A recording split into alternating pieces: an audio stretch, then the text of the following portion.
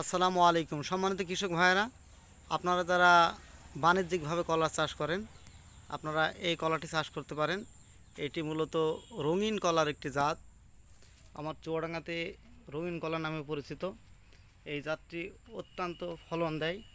একটি গাছে অনেক কলা হয়।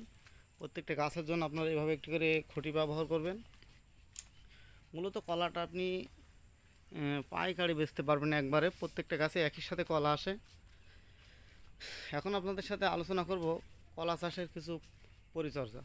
আপনাকে যদি প্রতিটি গাছে এভাবে কলার ফলন নিতে হয়, সেই ক্ষেত্রে বাংলাদেশের আবহাওয়াতে মোটামুটি এই কলা চৈত্র বৈশাখ মাসে রোপণ করতে হয়। ওই সময় আপনারা এই কলাটি রোপণ করবেন।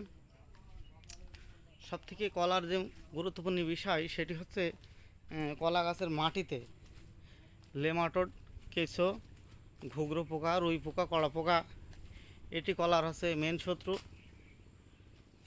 মাটির যে পোকাগুলো আছে এগুলোর জন্য আপনারা দানা কীটনাশক ব্যবহার করবেন। প্রতিনিয়ত প্রত্যেক মাসে একবার আপনারা ব্যবহার করবেন যতদিন কলা গাছ আপনার জমিতে থাকবে।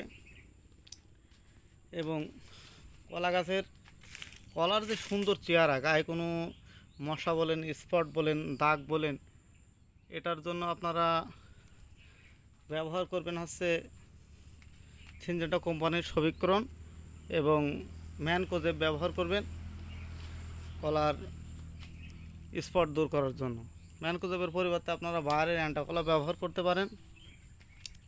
যখন আপনাদের গাছের কাঁদিতে এই পরিমাণ কলা থাকবে, কলাগুলো প্রায় বিক্রির মতো হয়ে এসেছে, এই সময় আপনারা কলায় জিঙ্ক অতএব দস্তা সার ব্যবহার করবেন।